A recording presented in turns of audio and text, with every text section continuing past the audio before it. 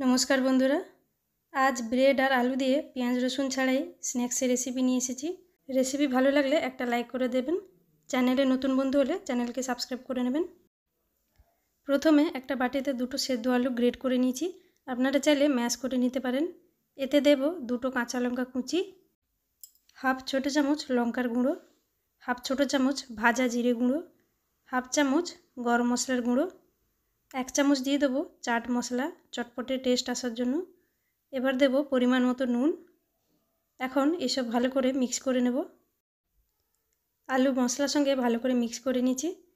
এবার এর থেকে অল্প অল্প পোর্শন নিয়ে লম্বা লম্বা রোলের আকারে গড়ে নেব।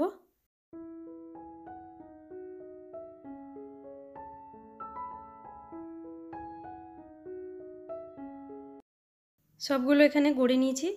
এবার এগুলোকে সাইডে রেখে দেবো। এখানে কয়েকটা ব্রেড পিস নিয়েছি। এখন এক একটা ব্রেড পিস নিয়ে চার সাইডগুলো কেটে নেব এইরকমভাবে। ব্রেডের সাইডের অংশগুলো এই রেসিপিতে ইউজ করব।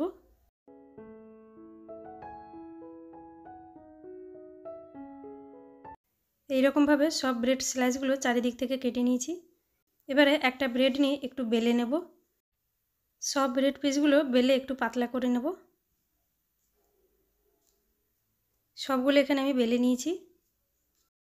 এবারে একটা ব্রেড পিস নিয়ে একটা প্লেটের উপর রেখে নেব, দিয়ে সস লাগিয়ে নেব।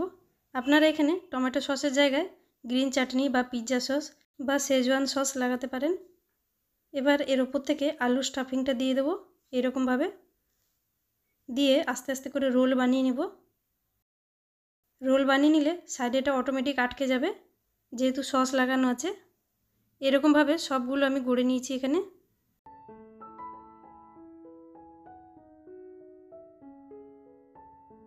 এদিকে একটা কাঁচা আলু গ্রেট করে 2-3 বার জলে ধুয়ে নিয়েছি, ধুয়ে বাটিতে নিয়ে নিয়েছি।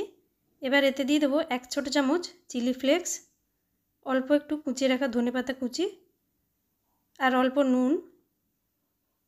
এবার এতে 2 চামচ মতো ময়দা দেব। ময়দার জায়গায় আপনারা চালের গুঁড়ো নিতে পারেন, এতে স্ন্যাক্সটা অনেকটা ক্রিস্পি হবে। এবার অল্প জল দিয়ে একটা গাঢ় ব্যাটার বানিয়ে নিতে হবে। এখানে ময়দাটা কম মনে হচ্ছিল তাই আমি আরও 2 চামচ দিয়ে দিয়েছি, দিয়ে জল দিয়ে একটা ব্যাটার বানিয়ে নিয়েছি।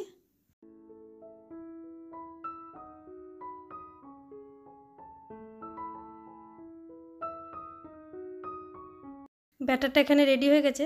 এবার একটা রোল নিয়ে ব্যাটারে ডুবিয়ে নেব। একটা একটা করে তেলের মধ্যে দিয়ে দেবো ব্যাটারে ডুবিয়ে। তেল আমি এখানে আগে থেকে গরম করে নিয়েছি মিডিয়াম ফ্লেমে। প্যানে যতগুলো ধরবে ততগুলো দিয়ে দিতে হবে। এগুলোকে দিয়ে মিডিয়াম ফ্লেমে ভেজে নিতে হবে। যখন একদিকটা কালার এসে যাবে তখন উল্টে দিতে হবে। এইভাবে উল্টে পাল্টে ভেজে নিতে হবে যাতে চারিদিক থেকে ভালোভাবে কালার এসে যায়। 5-6 মিনিট পর ভালো করে ভাজা হয়ে গেছে। এবার এক একটা করে তুলে নেব।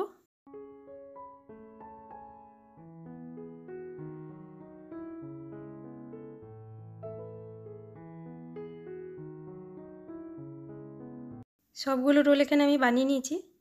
ব্রেডের যে সাইডগুলো রেখেছিলাম সেগুলোকেও ব্যাটারে ডুবিয়ে ভেজে নেব। আজকের রেসিপি কেমন হয়েছে কমেন্ট করে জানাবেন। ভালো লাগলে চ্যানেলকে সাবস্ক্রাইব করবেন আর একটা লাইক করে দেবেন।